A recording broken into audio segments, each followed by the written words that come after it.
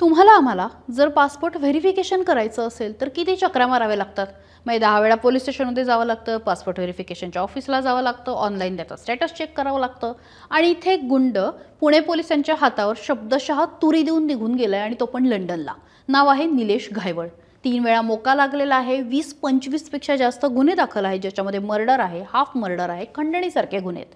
अत्यंत म्हणजे आपण असं म्हणू शकतो की टोळीचा प्रमुख वगैरे आहेत, पण मात्र थेट लंडनला निघून गेलाय आणि यंत्रणा काहीही करू शकली नाही. त्याला पासपोर्ट कसा मिळाला? त्याच्यावरती राजकीय वरदहस्त होता का? पोलीस दलातून त्याला मदत मिळाली का? पासपोर्टच्या ऑफिसमधून मदत मिळाली का? आणि सगळ्यात महत्त्वाचं म्हणजे त्याच्यावरती वरदहस्त ठेवणारा, त्याला मदत करणारा बडा आका कोण आहे? सगळं सांगणारे हा व्हिडिओ शेवटपर्यंत बघा. आता isakal.com आहे देशातील नंबर 1 ची मराठी न्यूज वेबसाईट. प्रत्येक अपडेटसाठी isakal.com ला नक्की भेट द्या. आता पासपोर्ट व्हेरिफिकेशनच्या संदर्भात आहे ना अत्यंत धक्कादायक माहिती समोर आली. अहिल्यानगर पोलीस दलाचे अधीक्षक असलेले सोमनाथ घारगे यांनी सरकारनामाशी बोलताना या सगळ्या वृत्ताला दुजोरा दिलेला आहे. कुख्यात गुंड आहे निलेश घायवळ, त्याची मुलं लंडनमध्ये उच्च शिक्षण घेत असल्याची माहिती समोर आली आहे आणि तशीच माहिती त्याला दुजोरा एक प्रकारे पुण्याच्या पोलीस दलाचे उपायुक्त संभाजी कदम यांनी सुद्धा दिलाय. त्यामुळे घायवळ आता लंडनला गेल्याचं जवळपास स्पष्ट झालेलं आहे. पण त्यांनी पोलिसांना येड्यात कसं काढलं हा खरं तर प्रश्न आहे. म्हणजे त्याच्यावरती गुन्हे दाखल आहेत आणि मला असं वाटतं की गेल्या एक 10-15 वर्षामध्ये पुण्यामध्ये ज्यांनी बातमीदारी केलेली आहे किंवा ज्यांनी एक 20-25 वर्षामध्ये पुण्याच्या बातम्या वाचलेल्या आहेत त्या सगळ्यांना कुख्यात म्हणून निलेश घायवळचं नाव माहिती आहे. मग अशा व्यक्तीला सहजासहजी पासपोर्ट मिळतो कसा? हा खरं तर प्रश्न आहे. म्हणजे पुणे पोलिसांनी पुण्यातल्या त्याच्या घरावरती छापा घातला आणि तिथनं 2 अलिशान वाहनं 1-2 दिवसापूर्वी जप्त केली. अनेक वस्तू पण जप्त केल्या. पोलिसांचा तपास सुरू आहे. मात्र परदेशात जाण्यासाठी घायवळचं पासपोर्ट व्हेरिफिकेशन झालं कसं? हा सगळ्यात महत्त्वाचा मुद्दा आहे. पुणे पोलीस याचा शोध घेत आहेत. पण शोध घेईपर्यंत घायवळ मात्र तिकडे जाऊन बसलाय. आता आपलं जर का पोलीस व्हेरिफिकेशन करायचं असेल पासपोर्टसाठी तर आपल्या एकतर घरी पोलीस येतात, त्यांना ओरिजिनल डॉक्युमेंट्स दाखवावे लागतात, ते 100 प्रश्न विचारतात, 50 शंका उपस्थित करतात आणि मग सगळ्यात त्यांचं समाधान झालं की ते अखेर ओकेचा रिमार्क जो आहे तो पासपोर्ट ऑफिसला पाठवतात आणि मग व्हेरिफिकेशन होतं. आताच्या काळामध्ये पासपोर्ट खरं तर खूप जास्त ॲप्लिकेशन येतात, त्यामुळे पोलीस बऱ्याचदा पोलीस स्टेशनला बोलवतात. त्याच्यासोबत तुम्हाला तुमचे जे काही ओरिजिनल डॉक्युमेंट्स आहेत ते घेऊन जावे लागतात. काही वेळा आजूबाजूचे 2-4 लोकांकडून पत्र घेऊन या म्हणतात की हा आमच्या शेजारी राहतो आणि ह्याचा काही अडचण नाही वगैरे वगैरे. त्यामुळे एकतर तो मार्ग असतो. मग निलेश घायवळच्या बाबतीत काय झालं? त्याला व्हेरिफिकेशनसाठी काय केलं तर त्यांनी अहिल्यानगर शहरामधल्या माळीवाडा भागातील एक जुना पत्ता दिला आणि तो पत्ता यांनी ग्राह्य सुद्धा धरला. म्हणजे पुणे प्रादेशिक पासपोर्ट कार्यालयाचा अर्ज सादर करताना त्यांनी अहिल्यानगर भागामधल्या गौरी घुमट आनंदी बाजार माळीवाडा रोड अहिल्यानगर असा पत्ता दिला. त्यानंतर हा अर्ज पडताळणीसाठी आल्यानंतर अहिल्यानगरच्या कोतवाली पोलीस ठाण्याचे पोलीस जे आहेत ते तिथे गेले. त्यांनी बघितलं की इथे घर आहे का. त्यांचं असं म्हणणं आहे की 23 डिसेंबर 2019ला ऑनलाईन पद्धतीने हा अर्ज आला. त्यानंतर कोतवाल पोलिसांनी या अर्जावरती पडताळणी केली आणि अर्जदाराशी संपर्क सुद्धा केला. त्यानंतर पत्त्यावर चौकशी केली तर तिथे असं कोणीही राहत नसल्याचं लक्षात आलं आणि त्यामुळे कोतवाली पोलिसांनी, जे अहमदनगर पोलिसांच्या अंडर येतं, तर त्यांनी पोलीस अधीक्षक कार्यालयामार्फत सदरचा पासपोर्ट प्रकरण हे 16 जानेवारी 2020ला प्रतिकूल म्हणजे नॉट अवेलेबल, इथे अशी व्यक्तीच राहत नाही अशा अर्थाचा शेरा मारून पुणे विभागीय पासपोर्ट कार्यालयाला पाठवलं. मग आता मुद्दा असा आहे की याचा अर्थ अहिल्यानगरचे पोलीस जे आहेत त्यांनी हात वरती केलेले आहेत की आम्ही सांगितलेलं आहे आमच्याकडे ही व्यक्ती राहत नाही किंवा हा जो पत्ता आहे हा खोटा आहे. मग आता याबाबत सोमनाथ घारगे जे आहेत पोलीस अधीक्षक त्यांनी ही माहिती दिली. ओके, इथपर्यंत आलं.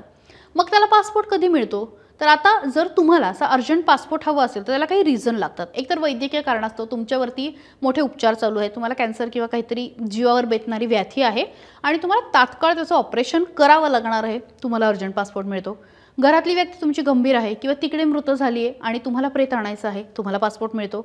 यासोबतच घरातल्या सगळ्या व्यक्ती म्हणजे तिथल्या एक्सपायर झाल्याने एखादं लहान बाळ आहे, एखादी व्यक्ती आहे, तिचा ताबा घ्यायचा आहे, तिथल्या संपत्तीचा ताबा घ्यायचा आहे, अर्जंट पासपोर्ट मिळतो. अर्जंट बिझनेस ट्रिपसाठी पासपोर्ट मिळतो. परदेशामध्ये शिक्षणाची संधी आहे, एवढ्या तारखेपर्यंतच अप्लाय करता येतं, फिजिकली अप्लाय करावं लागेल, पासपोर्ट मिळतो. आणि जर तुमचं राजकीय कनेक्शन असेल तर मग तुम्हाला याची सगळ्याची विनंती करावी लागते. म्हणजे जर तुम्ही बघितलं असेल तर मुलगा मुलगी सिरियस आहे, आईवडील सिरियस आहे, तर त्याच्यासाठी जाण्यासाठी लोक अनेकदा आपलं जे परदेश जी सगळी व्यवस्था आहे तर त्या मंत्रालयाला अनेकदा आपण जर बघितलं तर ट्विट करत असतात, म्हणजे एक्सवरनं म्हणत असतात की आम्हाला जायचं आहे, प्लीज आमच्यासाठी आम्हाला हे करा, आमच्याकडे अर्जंट काम आहे किंवा जीवन मरणाची परिस्थिती आहे, आणि मग त्यांना पाठवलं जातं. आणि निलेश घायवळच्या वेळी हे काहीच नाही झालं. आता ह्याच्यावरती ना राजकीय चर्चा ज्या आहेत त्याला आता खूप उधाण आलेलं आहे. म्हणजे पुणे, सोलापूर आणि बाजूचं अहिल्यानगर या तीनही जिल्ह्यांमध्ये निलेश घायवळची एक प्रकारे सत्ता होती. इथल्या अनेक राजकीय नेत्यांसोबत, मी आता त्या जबाबदारीने म्हणते की त्याचे कुठेतरी ऋणानुबंध होते, संबंध होते, हे आडून आडून बोललं जातंय. आता या नेत्यांची थेट नावं अजून समोर आलेली नाहीये, पण कोणीतरी राजकीय व्यक्ती, राजकीय शक्ती ज्याच्यासाठी तो काम करायचा, त्यांनी याला मदत केल्याचं सुद्धा आता बोललं जातंय, त्याला बळ असल्याचं सुद्धा बोललं जातंय. अहिल्यानगर तसंच मराठवाड्यामध्ये घायवळचं राजकीय कनेक्शन सुद्धा समोर आलेलं आहे. तुम्हाला जर आठवत असेल तर वाल्मिक कराड प्रकरणामध्ये सुद्धा त्याचं नाव आलं होतं. अहिल्यानगरमधल्या एका मोठ्या यात्रेमध्ये राज्यातल्या एका मोठ्या राजकीय व्यक्तीसोबत घायवळ सहभागी झाला होता. त्यामुळे ही यात्रा, त्याचं राजकीय कनेक्शन, या सगळे मुद्दे जे आहेत ते आता ऐरणीवरती आलेले आहेत. आणि अशा पद्धतीने तुम्ही कितीही गुन्हे करा, तुम्ही काहीही करा, पण तुम्ही परदेशात जाऊ शकता आणि पोलिसांच्या हातावरती तुरी देऊन जाऊ शकता. ही खूप प्रथा जी आहे ती आता समोर आलेली आहे.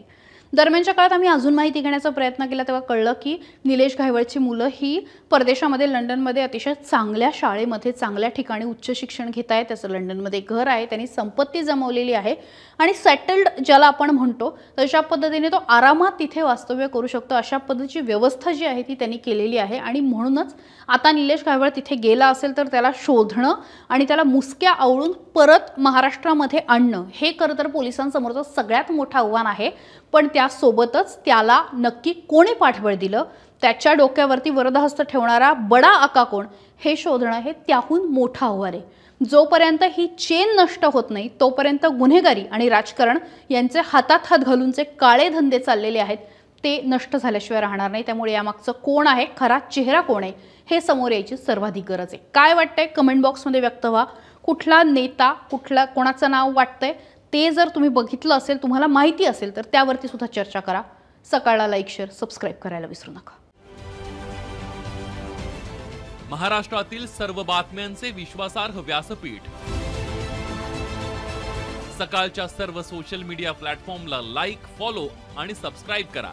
तसंच सर्व नोटिफिकेशनसाठी बेल आयकॉन प्रेस करायला विसरू नका.